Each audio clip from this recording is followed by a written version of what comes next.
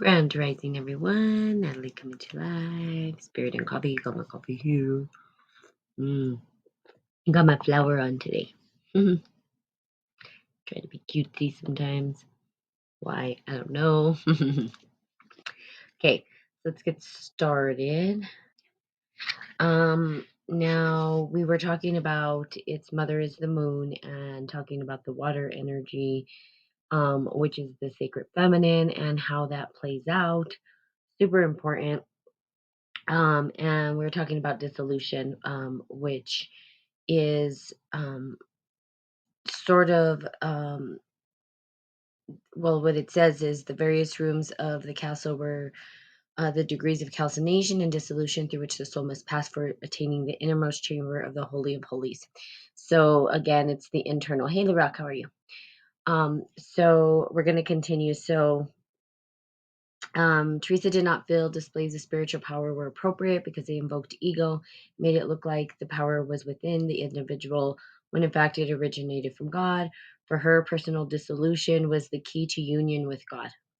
And it was an attitude that could be acquired as easily as through selfless service to others as it could through the most devout and self serving prayer. So different ways to get to the same thing. So as alchemists, right, I continue to tell you guys that there's not just one way. And typically people will say, well, there's one way, there's this way, this is the only way. We can say this is the way or this is a way, but it's not the only way, right? Good morning, Wolf L. Wolf L. Tell me what that's about. Um, Good afternoon. Where are you, by the way? Because you're saying afternoon. 7, 8, 9. Hawaii? Just kidding. I don't know. Where are you? If it's afternoon, where you're at. Why don't you guys just tell me where you are, everybody? That'd be nice to know where people are. Um, you're in Ireland. Oh, nice. Hope you're having a good Christmas. Yes, we're having a good holiday. I love Christmas. I don't. It's not like I am Christian. I do believe in some of the practices of Catholicism and Christianity and all that stuff. But outside Dublin. Oh, okay. I have a friend who's just there. She's actually visiting for the first time. Her whole life she wanted to go to Ireland. Like that was her thing. So she should be coming back soon. I'm gonna ask her how it was and perhaps I'll go visit. How is it out there? Um, shall I go visit? I'm gonna do a spirit and copy session out there. Hey Christina, good morning. Okay. Um, so we have the ability to get there in many different ways, right? Connect to the one God or to the universe, whatever you call it. They're using God here. And they don't mean like God of Christ or God of, the Muslim God, whatever it is, different gods. They're just talking about God in general. So you put universe, whatever, however you label it. I can join you on that one. Yeah, that would be awesome. I would love to go around different places and have my followers come on with me. Be awesome, right? To have that connection um, and do a special guest presentation or podcast with the people that are in communion with me. That'd be awesome. So Teresa attempted to reform the Carmelite order to reflect her convictions that vows of poverty, meditation, and divine law and selfless work pleased God more than beautiful churches and worldly power. Her plan to establish new covenants was approved by Pope Pius and eventually founded 16 shoeless Carmelite convents. Sorry. She enlisted in Juan de Yepers, later canonized as Saint John of the Cross, to help her spread the doctrines in the sermons of the Carmelite order. However, a jurisdiction dispute between the shoed and the unshoed Carmelites resulted in her being confined to a convent in some place, sorry, Castle and de Yepes, sorry, I can't see all these names, being imprisoned in Toledo. King Philip resolved the conflict and allowed Teresa to continue her work. Exhausted from the extensive traveling to set up a so she was setting up new convents basically around, she died 2 years later at the age of 67. So she became Saint Teresa of Avila by Pope Paul V. Teresa's profound dissolution has accredited her the alchemy of her soul to such an extent that she was completely flooded with divine spirit. In the words of the Emerald Tablet, the vehicle that the spirit and the carrier of the word of God is the wind. So this is part of it, the air quality, right? So we talk about, and we're going to get into air. That's going to be the next subject. So in alchemy, we've talked about the fire, we've talked about the water. Now we're going to go into the air and what that means. The word of God, the wind, the harnessing of transcendence power of the air element is the topic we will examine next. So looking at how air allows us to communicate God's word. So, are the law of God, or nature's law, however you want to say it, universal law, however you want to call it, right? Sorry for the late reply. I won't say too much on here. Oh no, that's okay. Yeah, Ireland is going okay. Still on the lockdown, test on demand, vaccine demands. Got it. Yeah. No, it's good. You can say whatever you want on here. You can say the Catholic by church, spiritual by choice. I'm Catholic by church, spiritual by choice. Got it. And it honors everything, right? That's what I love about spiritual alchemy. It is an umbrella of acceptance for all. They have those stickers that say coexist. I don't know if you guys have seen them. I don't know if they have them there in Ireland. But it has like the Star of David. It has different the symbologies, right, within it. And so that particularly tells us that there's this coexistence. How do we coexist all together under the umbrella of spiritual alchemy? I mean, it's really that simple. Because in every process, alchemy exists. There's the process of spiritual alchemy, the elixir being different, the way that it manifests differently. So we can follow these steps in different religions, if you're religious, and we can see how the doctrine or their elixir or the way that they construct their rites of passage or rituals actually resonates with you and helps you get to the next level or closer to the divine. If it doesn't, then you get to look at that, right? And you get to say, well, why not? And what process do I need to take on in order to support that? And so, again, alchemy uses the elements, right? If you see dissolution, she was under the Catholic religion and she still had an alchemic experience, spiritual alchemic experience. What we call dissolution is what she had completely, and then to the point where she was elevating. So we have the ability to do that no matter what religion, what process we're following, if we understand the process of alchemy. Okay. I went on a journey when my dad passed away, my mom gone 3. It helped. I do a lot of meditation, energy healing. Awesome. Yes, and when we go through these big, profound times in our life, they ignite the spiritual alchemic process. So we end up going through a transformation or transmutation. It's when something big triggers us. If we're comfortable, see, people think that transformation's about being comfortable. It's not. It's the most uncomfortable thing. In order for us to transcend, right, we have to go through death and rebirth many times over. We get to be like the phoenix, out of the ashes, fire to ashes to rebirth. Now, water can purify too, and that's what they were talking about as well. So we can purify and wash away the murk through water. And what does it do? Well, now we're going to get into the wind carries it in its belly. So air, the breath of God, okay? Its father is a sun, its mother is a moon, says the third rubric. The wind carries it in its belly. The alchemist took the words of the Emerald Tablet literally and saw the archetypal sun and moon as the father and the mother of everything. They called it the mystical coming together of the solar, one mind, and the lunar, one thing. The marriage of the sun and the moon. Seen in this way, the sun and the moon are the parents of all things on all levels, but it is the wind which carries their child to term. The child is from the marriage of the sun and the moon, full of unlimited adaptability and potential. Is the first matter just started to take form. Indeed, the birth of the first matter from the heavenly marriage is a subtle miracle which relies on the primordial breath of God for its survival.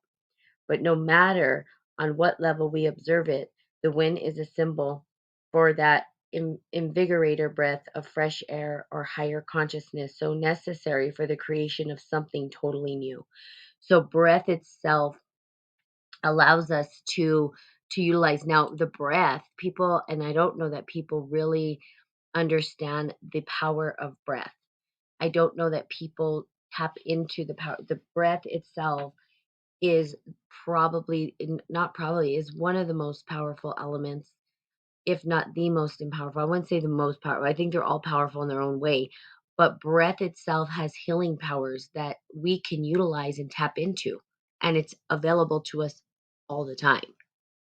People don't realize this. So there's something that I do specifically if I hurt myself. Let's say, for instance, I hurt myself. I don't move. The first thing I do is take deep, deep, deep healing breaths before I move. So, and I talked about this story before. One time I was running, like I didn't have any reason to be running and being, I don't know, was hurrying, rushing through life like we often do. No reason to rush through life, no reason, but I was. And I was going to catch a plane and I was way early and I had plenty of time, but I was running up the escalator and I was wearing these shoes that were slippery and I fell. So I slipped and I fell and then I hit my knee. I fell on my knees and I went down 3 stairs on the escalator, which is metal. So literally my knee hit metal 3 times. Now, I've never broken a bone in my body. And I've only sprained an ankle, stuff like that. So my bones, I think, might be very strong. Um, but when I got up the escalator, this guy saw me and he was like, "Are you okay?" And I was like, I knew I couldn't move my leg. I was like, "Oh my God, I think I might have." So I said, no, I don't think I'm okay. But rather than try to walk on it or even move, the first thing I did was take deep healing breaths. I just, it's a natural thing for me to do that. Now, I don't know if it's natural for you guys. I think some people freak out, might try to move. And and in my mind, I said, "You're okay. You're okay." And I just kept breathing. And I kept breathing until I felt like I was able to move. Now, I didn't break anything. But I did have it was pretty bad. It was bad and it healed on its own. I didn't even have to go to the doctor or anything. It was bleeding and stuff. And then I had to elevate it. I put some ice on it, that kind of stuff, but I just kept breathing through it. So the breath itself has healing powers. And I've done this my whole life. So if something happens, let's say you get in an accident, breathe first. Breathe deeply, not just like shallow breaths. Try to breathe as deep as you can into that place and tell yourself, "I'm okay, I'm okay, I'm okay," right? I know you were talking about meditation. Well, that's the power of meditation, right? It's tapping into that healing energy, like you said. And that's what it is. The breath gives us that healing power. The cool thing is, and Christina knows this because we do Kung Fu together, is they did a meditation a seminar for our Kung Fu, which was not probably, it was the most profound workshop I had been to. We do all kinds of cool things in Kung Fu. There's all these weapons, all these forms. But to me, the most powerful and the most important one was the breath one because that is always available to us. And if we learn how to use our chi, our energy, right? Because it gives us that energy. So meditation and energy healing is about breath. That's what it's about, right? When you meditate, what's the first thing they tell you? If you don't know how to meditate, bring your attention to the breath. We don't know how to breathe. Okay. We don't know how to breathe. Nobody has sat there and taught us how to breathe properly. Unless you're doing Kundalini breath work or you're in yoga or you're doing all of these things, we don't really understand how powerful the breath is or air is. But it's the most important thing because there's only one thing that we cannot live without for a very short amount of time, and that's the breath. If our breath is taken away, we will die. In other words, we can go without food and water for quite some time and survive, but we cannot go without air. You can't go. There might be let's just say a regular average individual probably cannot go 5 minutes without air. Okay. Now, practiced people can probably go longer. So, the breath of life is critical and how we use this air. Now, it ignites our chi as well. So, in the actual seminar, that's what we were taught to do, how to tap into the yin yang breath and how to use it in the material world to create. So, it is creative energy when we tap into it. Each level up the scale, we use our strength. Yes. I need to do more. The process is hard, but the transformation is we manifest what we want. Yes. And we do. And we have the power to do that. The breath being one of the most powerful things that we could do. Again, the breath. What is the breath? Think about it. It's everything for us. It's the first thing we do. When we come out of the womb, well, we breathe. We have to. If we don't breathe, we die. And it's nobody's telling us. There's not instructions, right? Our bodies naturally do this. How do you do the yin yang breathing? Good question. So there's a couple things, and there's different. We go over different levels of the breath. There's the chest, there's the belly, like solar plexus, and then the dantian is what it's called. The breath at the lowest level of the dantian, which is like near your genitals, right? Putting air all the way down there is where you kind of breathe in and move the chi in your body, allow the flow of that energy or elan vital, the vital force of your body, to actually start to resonate. So um, you breathe in to, depending on where you need air, in the deep breathing all the way down to the dantian, which would be a 6-second breath in through the nose all the way down. You hold for 3 seconds and then you exhale for 6 seconds. That will ignite. I think it's your yin breath, which gives you energy. So you can do both to balance out, or you can do one or the other to help you get energy or relax. To relax yourself, you breathe in for 6 seconds in through the nose, hold, don't hold, exhale for 6 seconds, and then hold at the end. So difference. One is holding in the middle, one is holding at the end. Um, and it's breathing deep in. Now there's a ton of different breath work. There's so many different ways that you can breathe.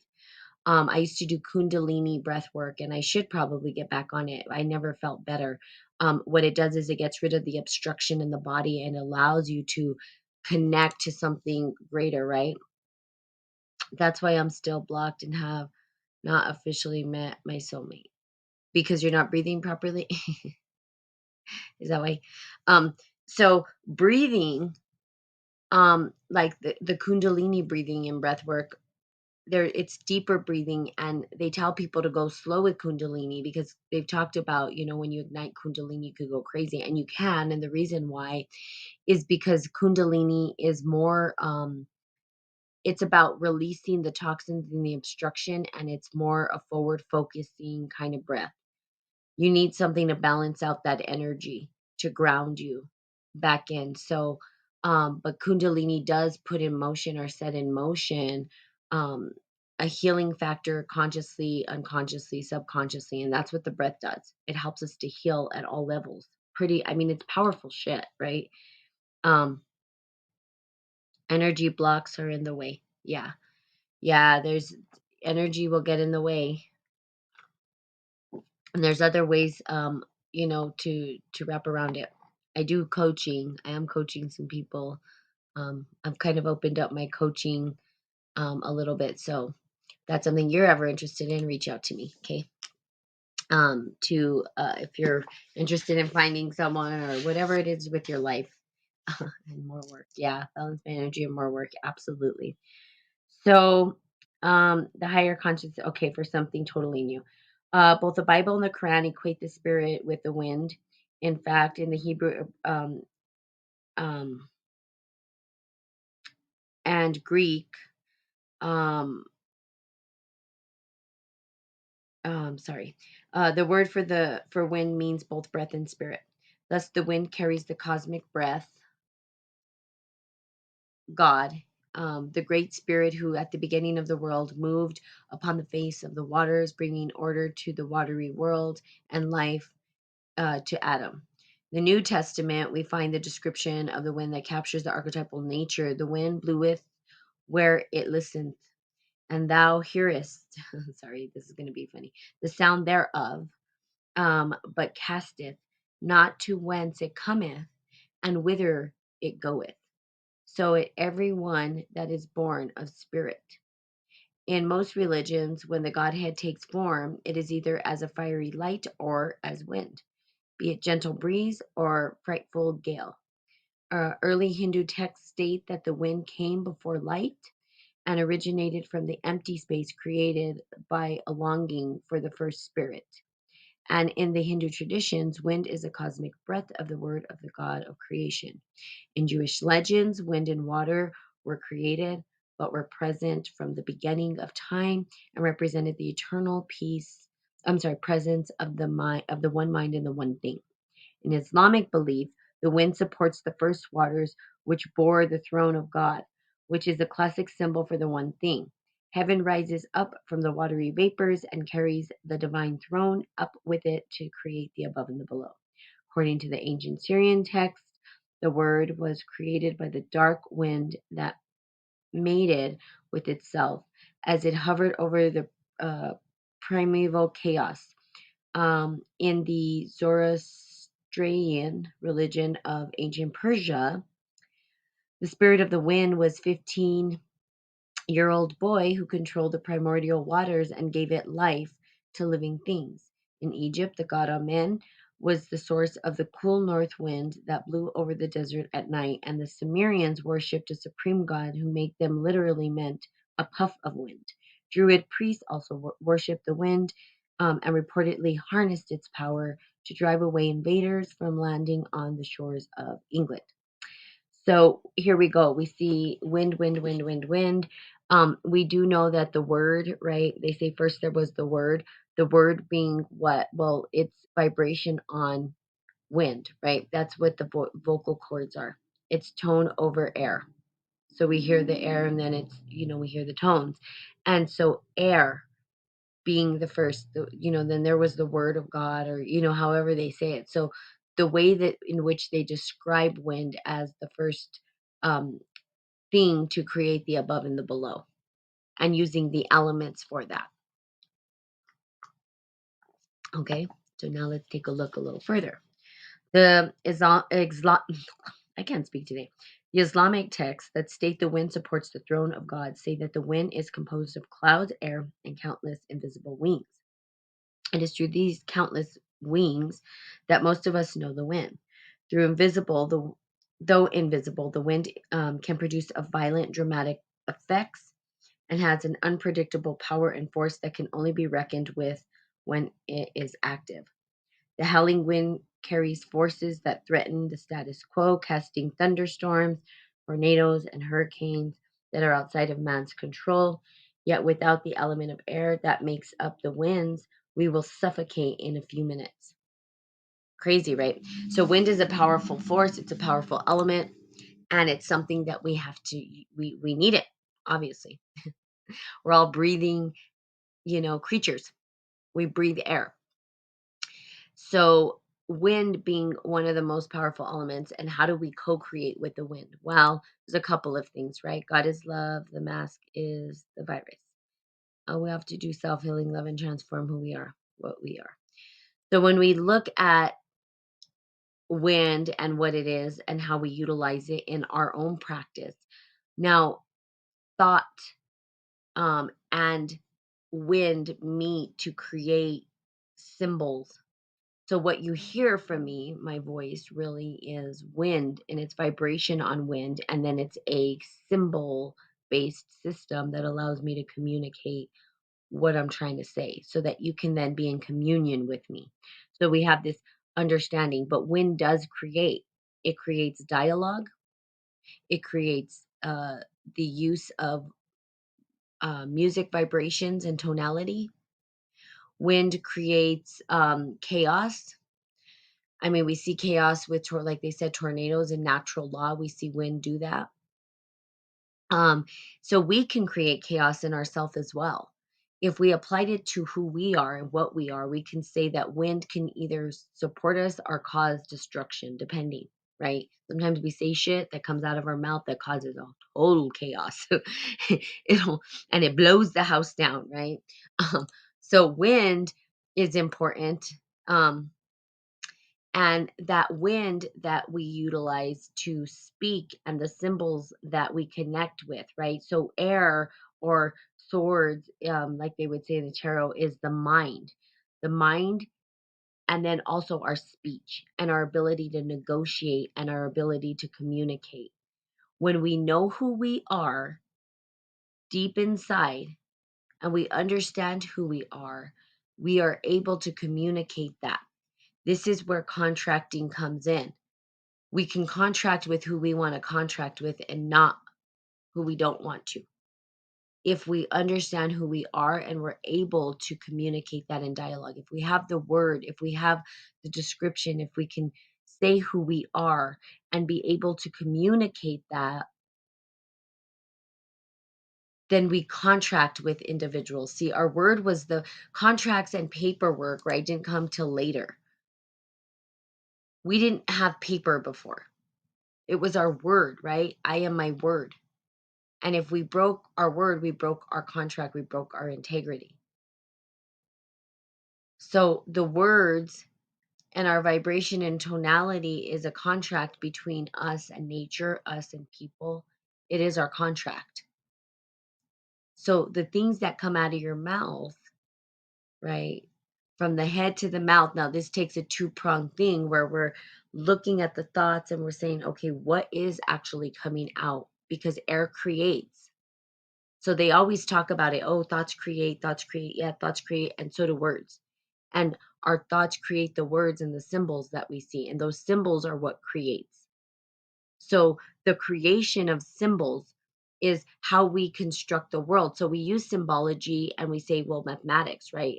They're symbols, a bunch of symbols. And we use those symbols to co-create. It's an expression of the internal. Same thing with words. Words create stories.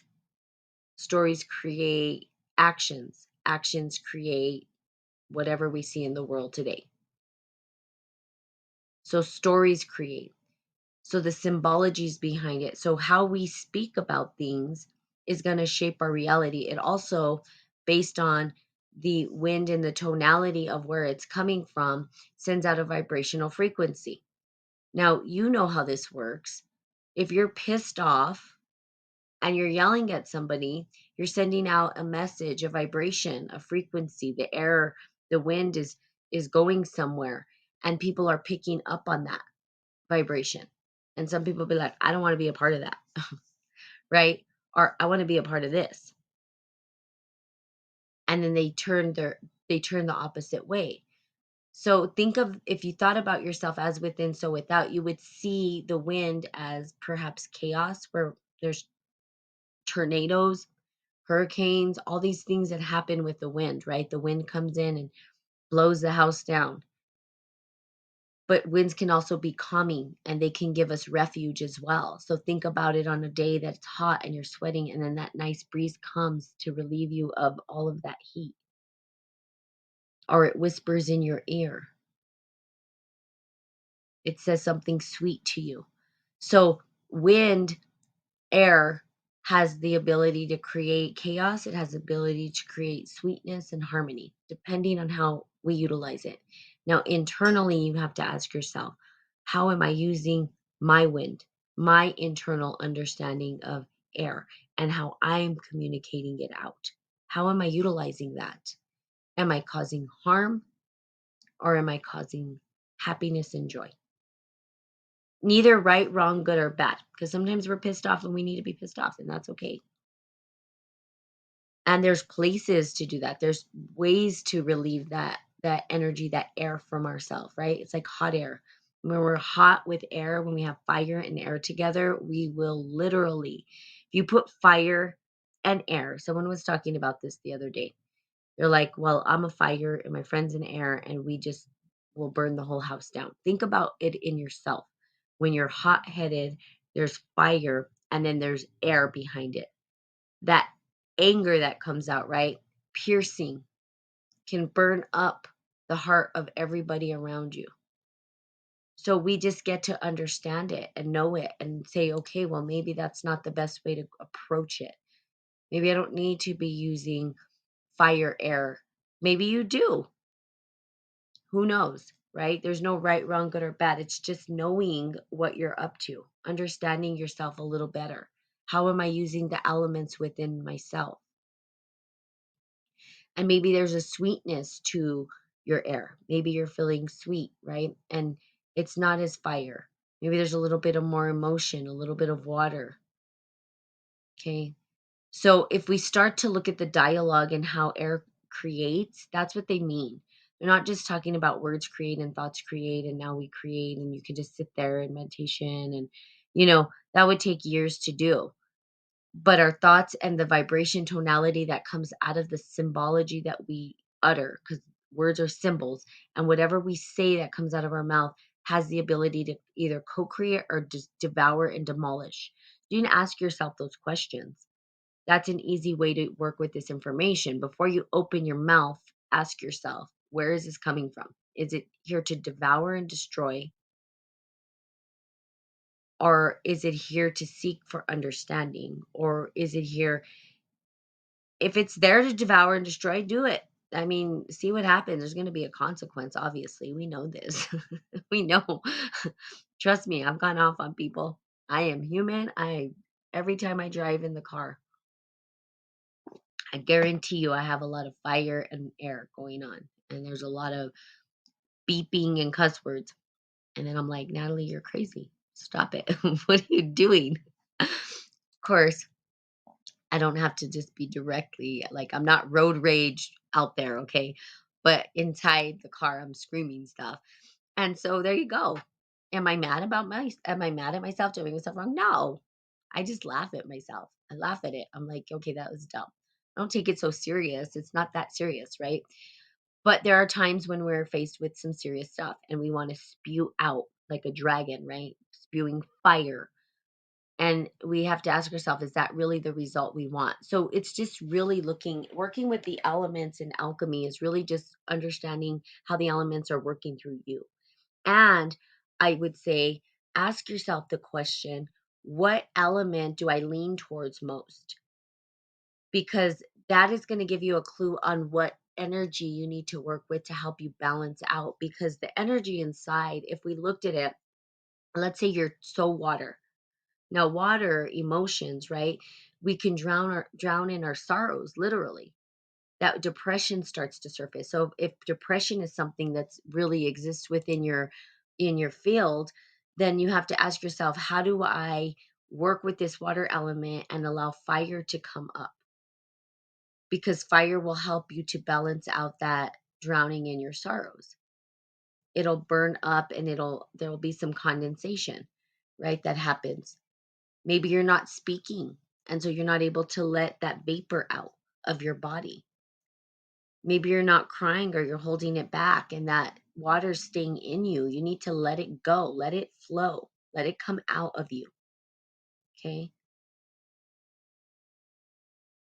So then, so then we go into the fire energy. Maybe you're too fire energy. Maybe you're like angry and frustrated and anxiety ridden and just spewing all this energy, and people are like, I can't be around you. And you're like, damn, I'm angry. Maybe you need some emotion in there, right? Maybe you need some water in there. So how do we add water in there? Well, emotions, you're going to have to tap into the emotions because that's where water exists. So you're going to have to get kind of emotional. And it doesn't mean you have to do it all at once, right? You don't have to be this emotional and cry, and you don't have to get the results of crying. Okay. Does everyone have all four elements inside of them? Yeah, absolutely. Think about it. We're made up of water. Our vibration and tonality of voice, we have to breathe, so we have air within us. Okay. Fire is the divine will in our belly too. We have fire. We have all these acids and stuff burning up our food and all that stuff, right? And then earth, which is we're made of the earth. Like we are the elements of the earth. So yes, we have all energies within us. Now, how do we work with them is important because there's I'm a Taurus. Yeah. Awesome. So we have all these elements, and those elements and how we work with them is critical. Okay. So I'm a Taurus as well, by the way. My fellow Taurus. um, which is earth energy. Now, there's others, there's the ascending and the descending. So it's important to understand your full chart, I think, because it gives us a clue as to kind of all of us as a holistic approach. Um, because I have Cancer and Gemini in me as well. And it makes total sense when I read it. I'm like, oh yeah, that makes sense. I guess a little bit of insight for those of you who are into that. Um, but the elements allow us to do that. So working with the earth, water, air, fire internally is literally the magician's tools. It is the ability for us to do magic and create miracles.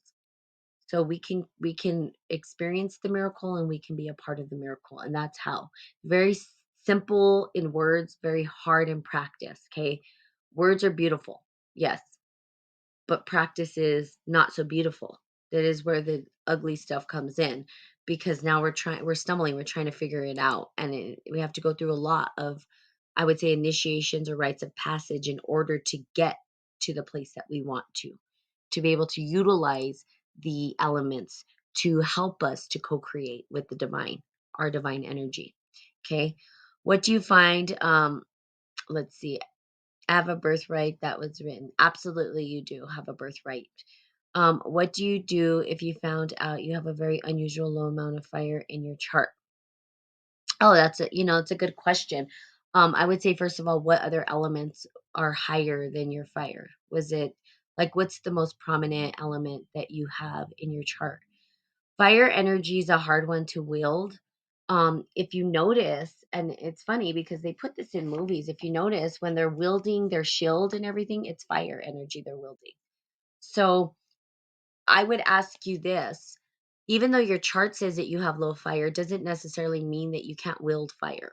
Doesn't mean you're not able to do it. I mean, I wouldn't believe that completely. First of all. Secondly, I would ask where, so I asked you what's the highest element that you have on your chart, number one. Secondly, I'd ask, do you feel that you're not motivated, or do you fall into a place where you don't know how to move forward or stay motivated? And those would be the two questions that I'd ask you, because divine will, fire energy, and divine will is about that motivation. It's the fire, it's the focus, it's our energy to actually create and get things done. It's very masculine. Was very balanced between the other three. Okay. How do you feel about so do you feel like you get projects done? Like if you start a project, can you see it all the way through? Because the reality is that's really fire energy. It's being able to start a project and see it to the end. And if you don't see it to the end, then you can say, well, how do I tap into that motivation and that energy? So if you're balanced between the two, then or the other three, I would ask yourself, do you feel that one is more powerful in you than the others? So do you feel like, even though it says, oh, I'm balanced the three, how do you feel? How do you experience it? I mean, if you're experiencing yourself getting the things you want to get done, then you don't have a fire problem. Maybe your fire's enough for you to do exactly what it is that you want to do in life. However, sometimes too much fire can be a bad thing, right? Any one of the elements, too much, a bad thing. I have often life and people push fire up and out via treatment and experiences.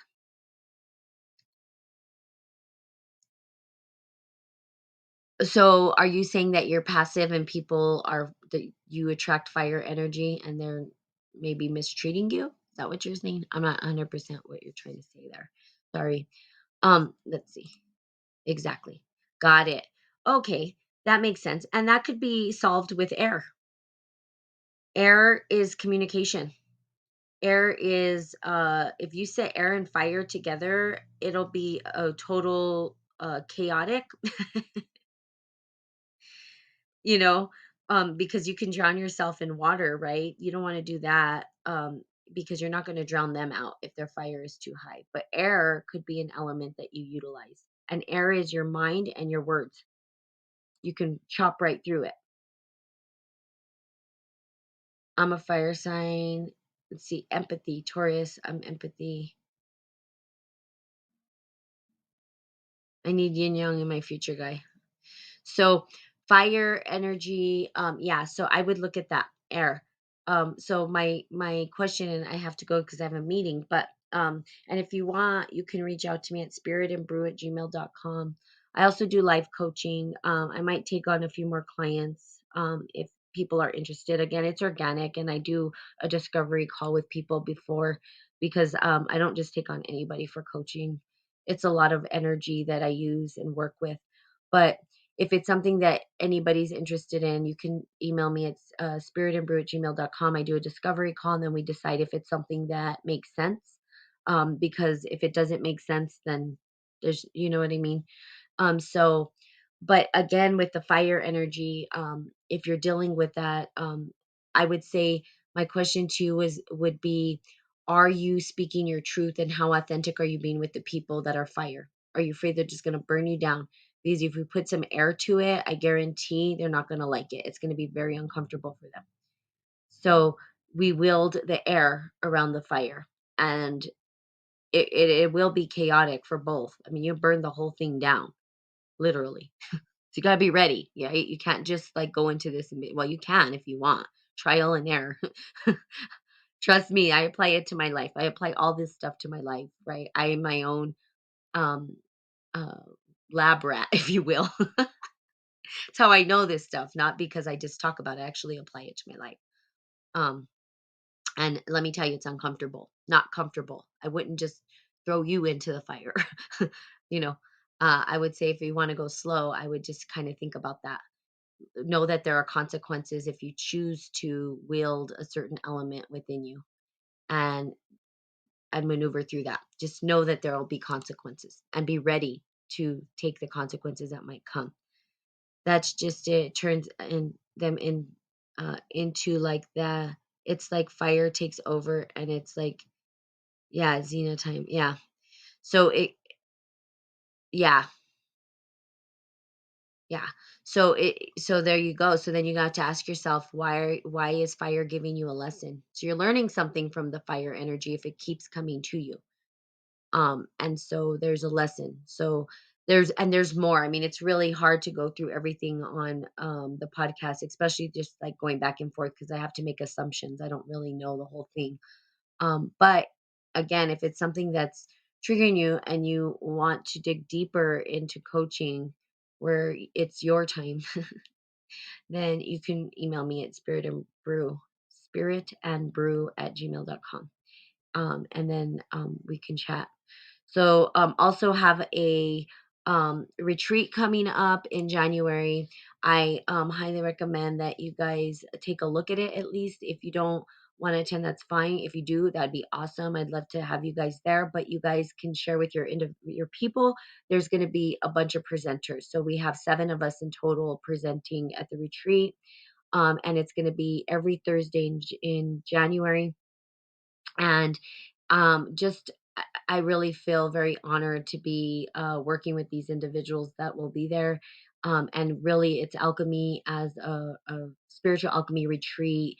And it's a retreat series for professional development. So we put it under the guise of professional development so that we can reach those individuals. But it's really for anyone who is wanting to dive deeper into the spiritual alchemy stuff. So there you have it. I love you guys so, so, so, so, so much. Reach out to me if you must.